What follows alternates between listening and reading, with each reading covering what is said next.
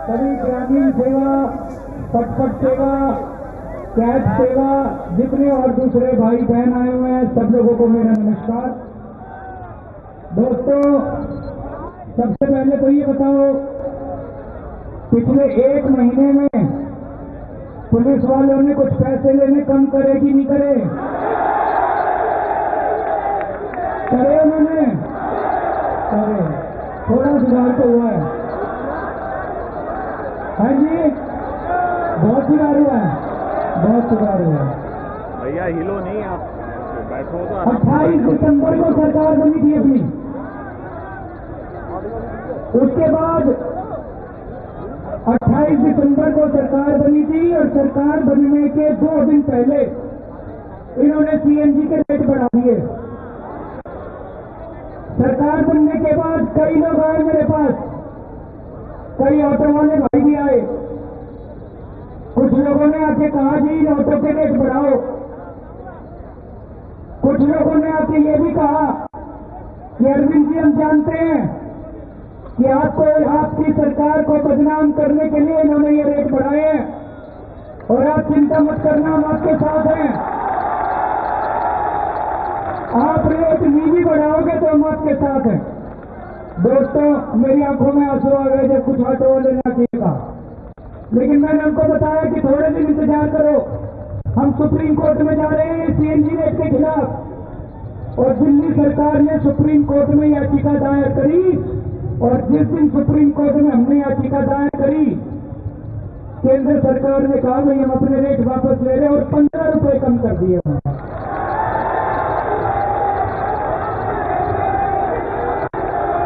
1-2 दिन में हो रहे हैं। अभी मैंने सुनो तो भाई, कितने दिन में लागू हो रहा है? अरे 2 मैं आपको ये बता दूं कि जो गेल है और जो आईजीएल है, ये केंद्र सरकार की कंपनियां होती है, उनके ऊपर हम ये प्रेशर नहीं बना सकते कि एकदम कर दें। 1 दिन, 2 दिन, 3 दिन, इससे ज्यादा रुक नहीं पाएगा। एक प्रोसीजर है, वो चल रहा है, उसका इंतजार कीजिए। 2-4 दिन में कम होने वाले हैं, 15 रुपए कम हो रहे हैं गैस के दाम। कई ऑटो वाले आए पिछले 1 महीने में मेरे पास, बोले जी आप तो ऑटो वालों को भूल गए। मैंने कहा मैं ऑटो वालों को कभी नहीं भूल सकता। दोस्तों, दिल से दिल का रिश्ता है आपके साथ।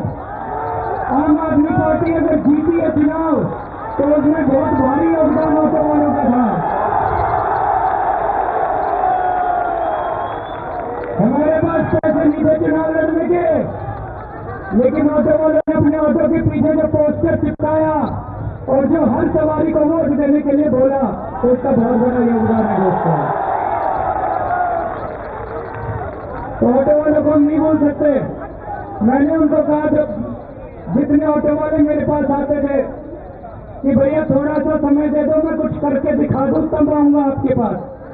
तो आज मैं जब आपके पास आया हूं तो कुछ ठोस घोषणाएं करके जाऊंगा। आज चिंता मत करना।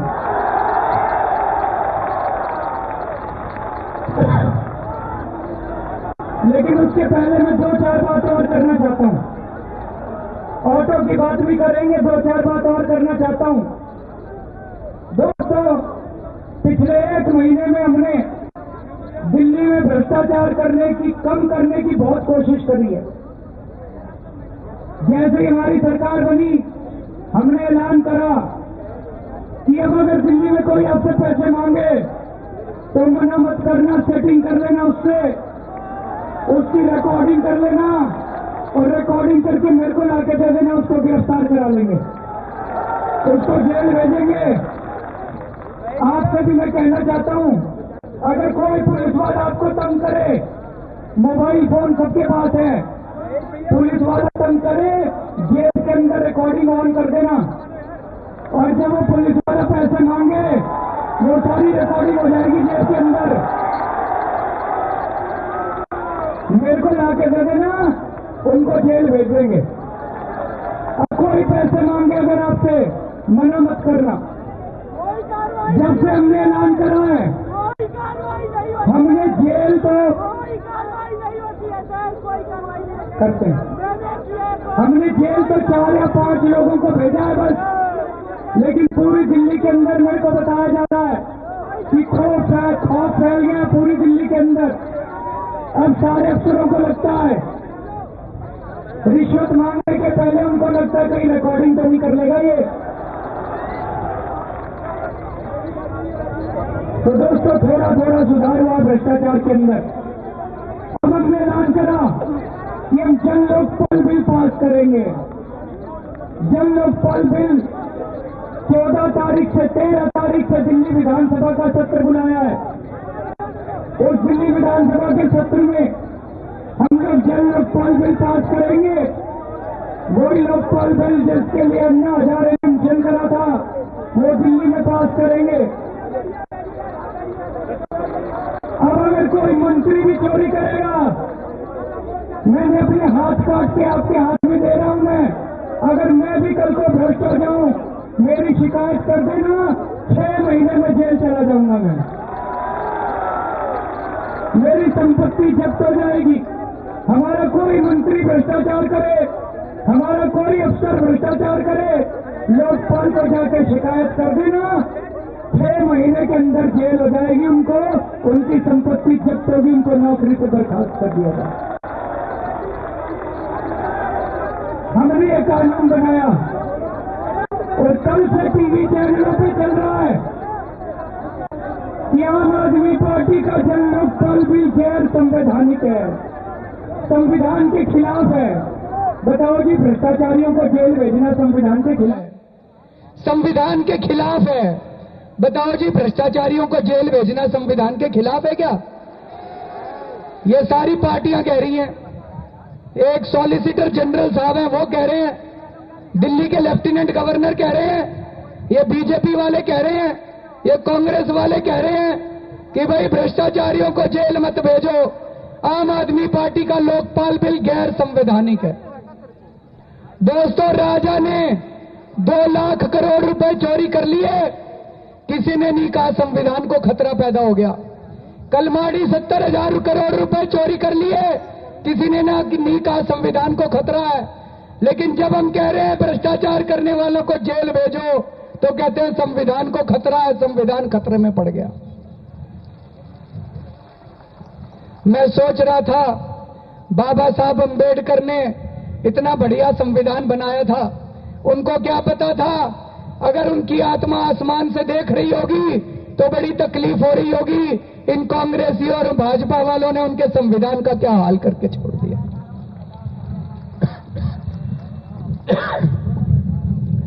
कह रहे हैं दिल्ली विधानसभा कानून पास नहीं कर सकती। दिल्ली विधानसभा को कानून पास करने के पहले केंद्र सरकार की अनुमति लेनी पड़ेगी। अरे केंद्र सरकार नहीं हो गई, अंग्रेजों की सरकार हो गई। दिल्ली विधानसभा कानून नहीं पास कर सकती तो चुनाव क्यों कराए थे?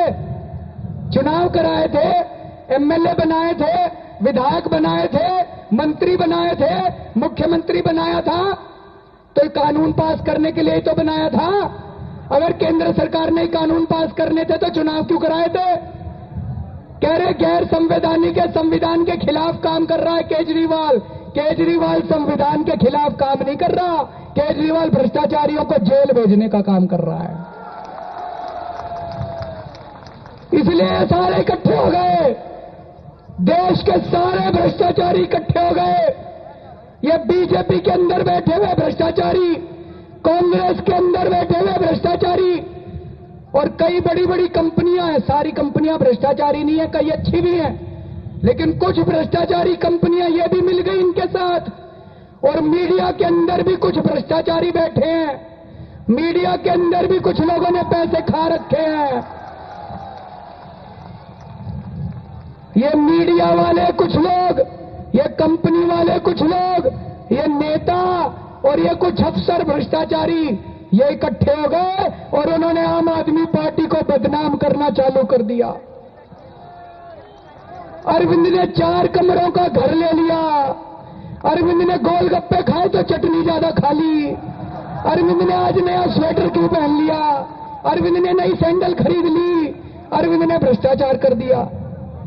दोस्तों, देश को गुमराह करने की कोशिश की जा रही है, इनके बहकावे में नहीं आना।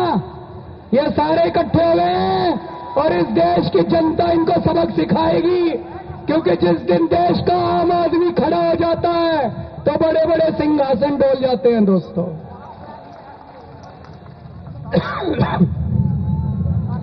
ये बिजली कंपनी वाले, दिल्ली में 2 बिजली कंपनियां हैं, एक टाटा वाले हैं और एक अनिल अंबानी है। टाटा वालों ने आज तक गड़बड़ नहीं करी। टाटा वालों ने समय पे अपनी पेमेंट करी, और अनिल अंबानी की कंपनियां चोरी भी करती हैं और सीना चोरी भी करती हैं। इनको हमने साफ साफ कह दिया, अभी तक जो कर रहे थे जो हुआ, लेकिन अब तुमको ईमानदारी से काम करना पड़ेगा। कह रहे हैं हम दिल्ली की बिजली काट देंगे। हमने कहा बिजली काट दोगे तो दिल्ली से भगा देंगे तुम लोगों को, नई कंपनी ले आएंगे दिल्ली के अंदर। एनटीपीसी की पेमेंट नहीं करी इन्होंने, अनिल अंबानी की कंपनियों ने एनटीपीसी की पेमेंट नहीं करी। क्यों नहीं करी? दिसंबर की पेमेंट नहीं करी, कह रहे पैसे नहीं है। अरे पैसे कहां गए भाई तुम्हारे पास सारे? दिल्ली की जनता तो अपना बिजली का बिल भर रही है, इनको दिल्ली की जनता बिजली का बिल भर रही है, तो कहां गए सारे पैसे? दिसंबर का इन्होंने बिल नहीं दिया अनिल अंबानी की कंपनी में, जनवरी का बिल नहीं दिया। क्यों नहीं दिया? क्योंकि अब नई सरकार बन गई, इस नई सरकार को बदनाम करना है। इस नई सरकार को बदनाम करने के लिए नहीं दिया, लेकिन उनको साफ साफ बोल दिया, अगर ईमानदारी से काम करोगे हमें कोई दिक्कत नहीं है, हमें किसी से नफरत नहीं है, ना अनिल अंबानी से नफरत है, ना टाटा से नफरत है। ईमानदारी से काम करो, 24 घंटे बिजली दो जनता को, ईमानदारी से बिल दो जनता को, जनता की सेवा करो, हम आपकी बात मानेंगे। लेकिन अगर तुम आंख दिखाओगे, बेईमानी करोगे, जनता को लूटोगे, तो दिल्ली से भगा देंगे, दूसरी कंपनी ले आएंगे।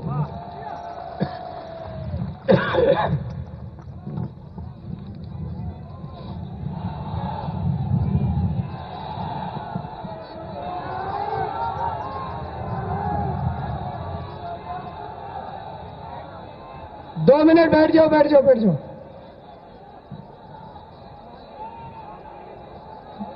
दोस्तों 1 मिनट, अब थोड़ी बहुत 5 मिनट और बोलने हैं। भाई साहब बैठ जाओ। बैठिए बैठिए बैठिए, भाई साहब इधर बैठ जाइए, व्यवस्था बनाइए, बैठ जाइए, प्लीज बैठ जाइए। बैठो बैठो बैठो, आपके लिए हुआ है। हाँ बैठ जाइए, बैठ जाइए। वॉलंटियर्स, राम भैया देखना उधर। दोस्तों, एक ऑटो वाले को रोज कई जगह रिश्वतखोरी का सामना करना पड़ता है। सबसे पहले तो पुलिस वाले रिश्वत मांगा करते थे, उसमें तो थोड़ी बहुत कमी हुई है, लेकिन लाइसेंस बनवाने के लिए रिश्वत देनी पड़ती है, बैज बनवाने के लिए रिश्वत देनी पड़ती है, गाड़ी पास कराने के लिए रिश्वत देनी पड़ती है, परमिट बनवाने के लिए रिश्वत देनी पड़ती है, रिकैलिब्रेशन, मीटर का रिकैलिब्रेशन कराने के लिए रिश्वत देनी पड़ती है। दोस्तों, मेरा यह कहना है, अब अगर कोई पैसे मांगे, मैंने अब ताकत आपके हाथ में दे दी, मोबाइल फोन सबके पास है, अपनी रिकॉर्डिंग ऑन कर लेना और मेरे को लाके रिकॉर्डिंग दे देना। अब रिश्वत देने से मना मत करना, सेटिंग कर लेना। जो रिश्वत मांगेगा उसको जेल भिजवाएंगे, जो रिश्वत मांगेगा उसको जेल भिजवाएंगे। दूसरी चीज, मेरे को कई लोगों ने बताया, ये 66/192 है, इसमें गाड़ी जब्ती कर लिया करते थे। ड्रेस नहीं पहनी तो गाड़ी जब्ती कर लेते हैं, छोटी छोटी बातों पे गाड़ी जब्ती कर लेते हैं। तो सरकार ने यह तय किया है और गाड़ी जब्ती करके पैसे मांगते हैं। सरकार ने यह तय किया है कि गाड़ी जब्ती केवल 3 मामलों में होगी, अगर लाइसेंस नहीं है तो, फिटनेस नहीं है तो, और अगर परमिट नहीं है तो, उसके अलावा कोई गाड़ी जब्ती नहीं की जाएगी। एक गाड़ी जब्ती होती है, 15 दिन तक तो पुलिस थाने में गाड़ी रहती है। वो ऑटो वाले की 15 दिन तक बेचारे का घर भूखा मर जाता है, उसके बीवी बच्चे भूखे मर जाते हैं। उसके बाद उसके ऊपर चालान भी करा जाता है, 2-2 सजा दी जाती है। और जब वो गाड़ी छुड़वाने के लिए जाता है तो उसके पहिए निकाल लेते हैं, उसका सीट निकाल लेते हैं।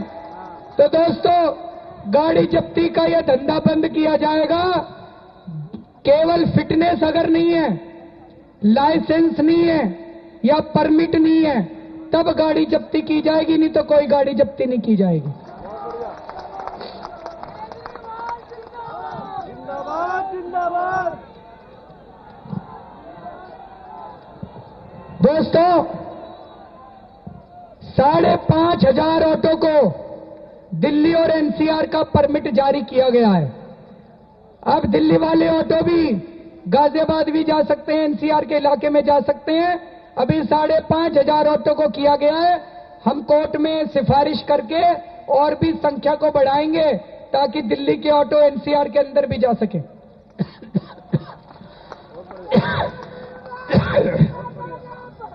एक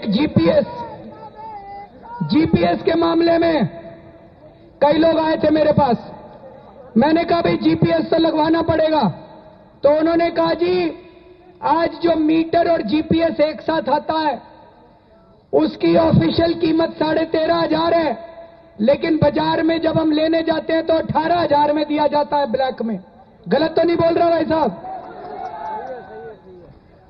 तो कई लोगों ने मेरे को सुझाव दिया कि मीटर तो हमारे पास है, अगर आप केवल जीपीएस हमको लगाने के लिए बोल दो तो जीपीएस तो मार्केट में 3-4 हजार रुपए का आ जाता है।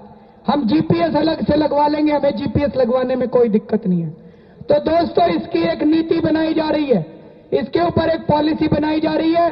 जिन जिन लोगों के पास मीटर है उनको मीटर और जीपीएस दोनों लगवाने की जरूरत नहीं है, जीपीएस अलग से लगवा सकते हैं। इसके ऊपर अलग से नीति बना रहे हैं। तो अब आपको 18,000 रुपए खर्च करने की जरूरत नहीं पड़ेगी, 4-5 हजार रुपए में आपका काम चल जाएगा। दोस्तों, एक बहुत जरूरी है ट्रेनिंग।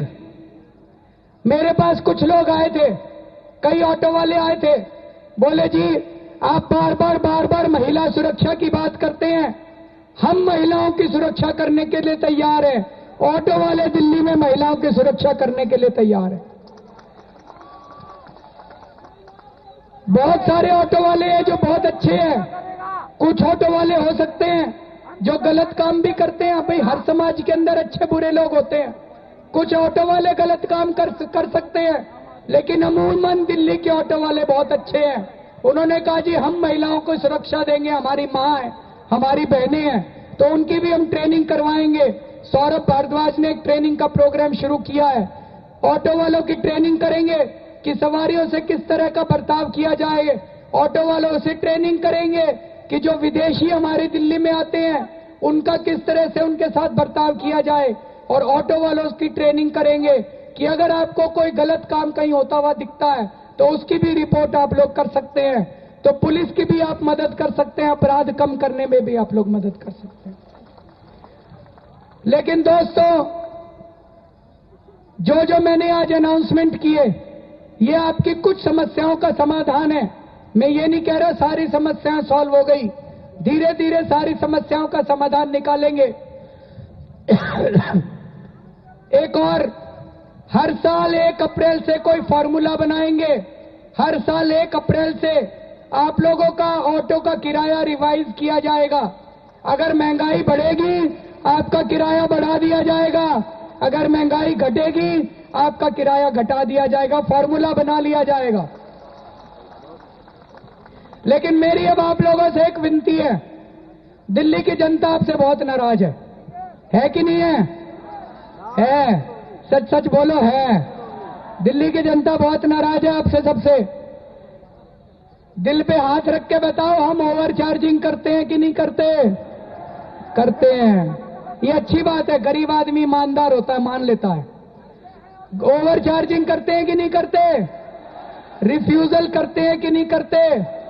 मेरी एक बात मान लो, अब थोड़े दिन के लिए करके देखो, ईमानदारी की जिंदगी में बहुत सुकून होता है। अब एक बात मेरी मान लो, सवारियों से बदतमीजी नहीं करेंगे हम कभी। नहीं करोगे ना? बच्चों की कसम है, सवारियों से बदतमीजी नहीं करेंगे।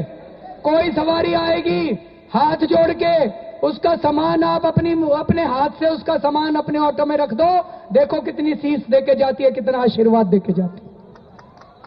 हमारी सवारी हमारा भगवान है, हमारी सवारी हमारा खुदा है, हमारी सवारी की वजह से हमारा घर चलता है, हमारी सवारी की वजह से हमको रोटी मिलती है।